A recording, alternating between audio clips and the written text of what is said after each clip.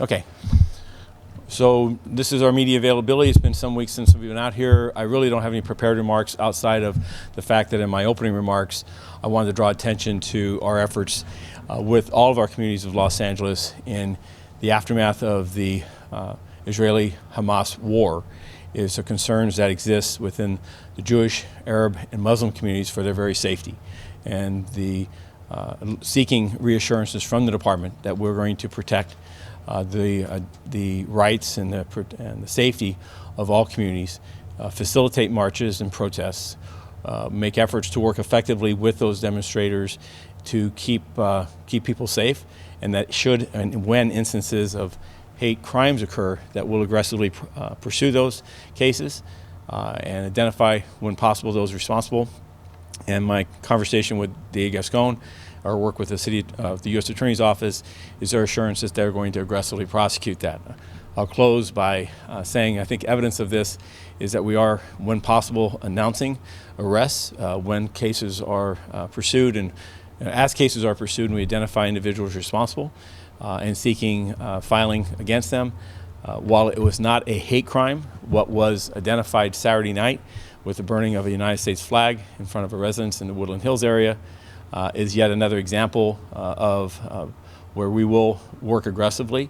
I'm proud of the work of Major Crimes Division, where this morning that individual we believe responsible for that has been arrested and is being held for arson involving an inhabited building, and is being held on a sizable bail, and we'll look to the district attorney and as a prosecutor of this for filing appropriate charges. Keenan Anderson, findings? Findings will be deliberated by the Board of Police Commissioners here in the closed session, which will begin as soon as I leave this availability. My report has been forwarded to the Board of Police Commissioners with my recommendations on findings of tactics, drawn exhibiting of firearms, the use of less lethal or intermediate force, as well as the use of lethal force.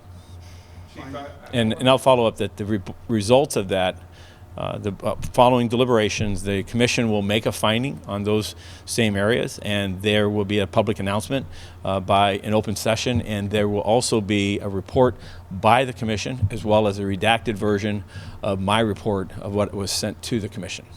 Chief, I wanted you to expand on your comments about the allegations of sexual abuse involving Centurion's players. What's the department doing? I know you mentioned that some of the named officers were interviewed, but what exactly is the department doing to address these allegations, and just generally, what do you make of them? What's your response? Well, as I've described earlier, extremely troubling allegations, criminal in the sense that the individual would be sodomized as some type of hazing or some type of locker room nonsense, and there's just no place for violence of that type. The Centurion football team is a group of individuals that volunteer in an off-duty fashion to go out and raise funds through sports activities, and been competing with law enforcement agencies and firefighters from throughout the country. And these makeup of this organization to this point has been one of excellence, one of individuals involved in sportsman activities that has raised needed funds and awareness for these causes, and something that I believe has promoted sportsmanship and camaraderie. The allegations that were made here in this complaint and earlier in the anonymous letter, if true, are more than disappointing. It's unfathomable, and it would be inexcusable. But again, as we seek that information, what has been alleged versus when we speak with the number of individuals that have been identified, I intend to let this investigation go where the facts take us.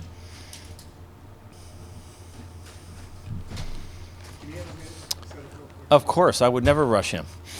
In the meantime, it sounds like there have been some efforts to tighten the body camera policy, in the wake of the mission scandal. Can you sort of clarify what the role of supervisors is currently in reviewing cameras and what it was earlier this year? So, as promised, and when this investigation came to our attention, On a single complaint, we followed up to determine the merits of that complaint. The individuals were stopped without reason. An individual was searched, his vehicle was searched without cause. And as we conducted the investigation in that singular incident, we found evidence that, in fact, that was true or accurate, and that not only that instance occurred, but that additional instances occurred involving those officers. And as we further investigated that to determine others' involvement, we found others within that gang unit had involvement. When we started looking at the systems and the controls over the use of body-worn video and the accountability systems about how that's reported and accounted for, we found a couple of different issues. One, there was a lack of a consistent understanding about a supervisor's ability to review body-worn video. We collect, and I will update the numbers, 8,000 to 9,000 instances a day of body-worn video, and officers are to memorialize or log, if you will, whenever they have a detention or a stop or any further action beyond that.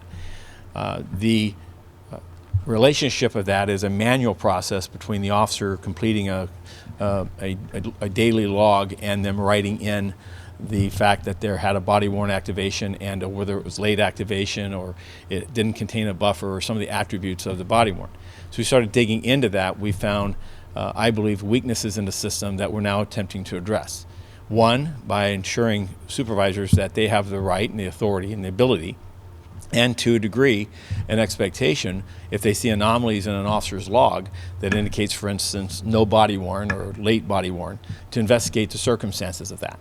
That is a standing requirement before, but I recognize as we surveyed and spoke with command officers and others that they believed differently because of the nature of our inspection process that is memorialized, that happens at the department and bureau levels, and that the codification of that, in their view, suggested that was the only means in which they could have access to body-worn video outside of an arrest or a categorical use of force or a pursuit.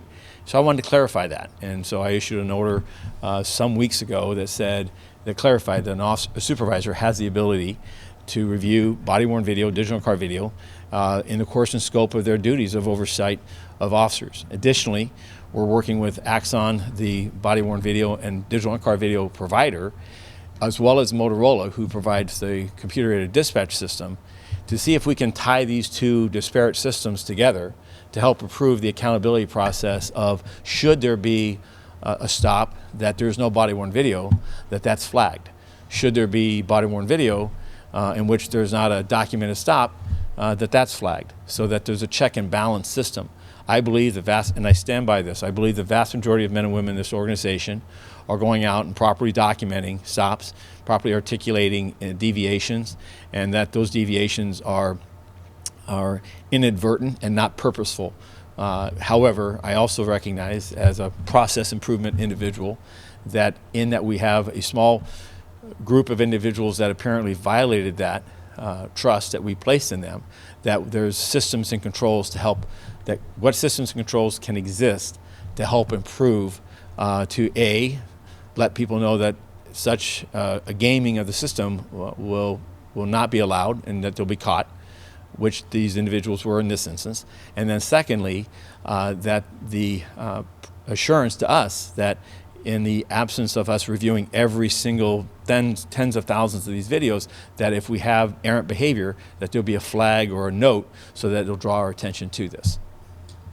If I may revisit Keenan Anderson, what's Yep. going to happen today, and is the final report expected today? So what will happen today, and I expect to happen today, is the Board of Police Commissioners in closed session will hear the department's investigation and will review my report that was sent to them relative to the findings and my recommendations as to the use of force and the outcomes of that tragic incident. Secondly, the board will deliberate, and is expected that they'll make decisions on a vote basis on their use of force itself and any other aspects of that investigation, and that those findings will be announced in open session. The board could continue this, so this is typically these are done in this session, but I'm not guaranteeing you that there'll be an announcement today. But should they come to in their deliberations come to a finding, then it would be, you can expect that those announcements will be today as part of the open session portion. Additionally, there'll be a report by the Board of Police Commissioners as to their findings, and there'll be a redacted version of my report, and I suspect that that'll be out either today or tomorrow. At the latest, I would think, would be Thursday. It's our history, our practice is to release those reports at the earliest possible juncture. Can you just tell us what your recommendations are? I cannot. I'll wait until the Board of Police Commissioners had their opportunity to review and debate and come to their decision. But my recommendations will be public knowledge once the board has deliberated and come to their findings and we've released our internal report. Just another follow-up on Mission. Do you anticipate charges against any of the officers involved? And how many criminal cases could conceivably be impacted by this? We are working with the District Attorney's Office. As you are aware, the FBI is conducting working alongside us, as well as the Office of Inspector General, to consider whether there are federal charges or federal statutes that may be involved here. I will not project or guess the number of charges and the outcomes of this. I'll wait for the investigation, and I'll look forward to the prosecuting agencies making those determinations. But the second part being how many criminal cases? Well, as I stand here right now, I don't have that number in front of me, so I will follow up with you and let you know. Okay? All right. Thank you, guys. Appreciate it. Did you get everything together? Got everything together? Okay. Thank you very much.